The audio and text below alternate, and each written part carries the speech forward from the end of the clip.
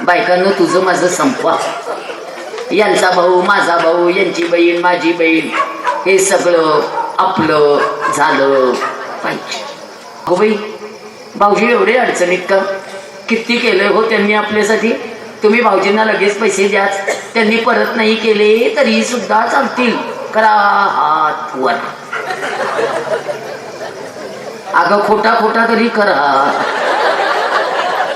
अगं मी काय स्टॅम्प पेपरवर लिहून घेतेय का?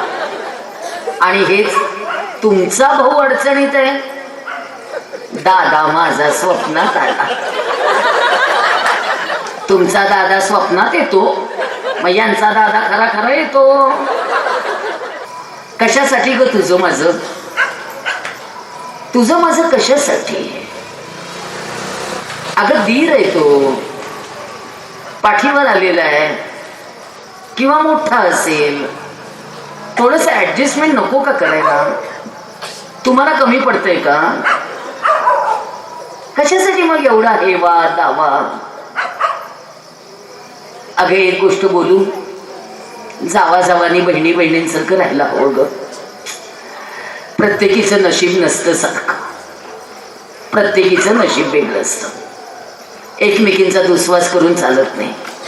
एक शेतकऱ्याची बायको असते, एक बँक अधिकाऱ्याची बायको असते. शेतकऱ्याच्या बायकोला गोठा चुकलेला नाही आणि बँक अधिकाऱ्याची बायको गाडीतनं रोज फिरणार आहे. नशिबाला दोष देणार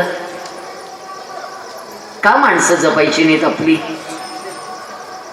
खूप विचार करा. एक वडील 5 मुलांना छान सांभाळतात, 5 मुलं मिळून एका वडिलांना का सांभाळत नाहीत?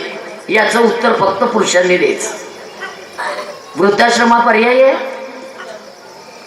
ज्या वडिलांनी तुम्हाला चालायला शिकवलं, बोलायला शिकवलं, एवढं मोठं वरपर्यंत जाऊन यशाच्या शिखरावर जायला शिकवलं, त्या वडिलांना एक भाकरी खायला घालता येत नाही? आज मी का घालावी ती भाकरी?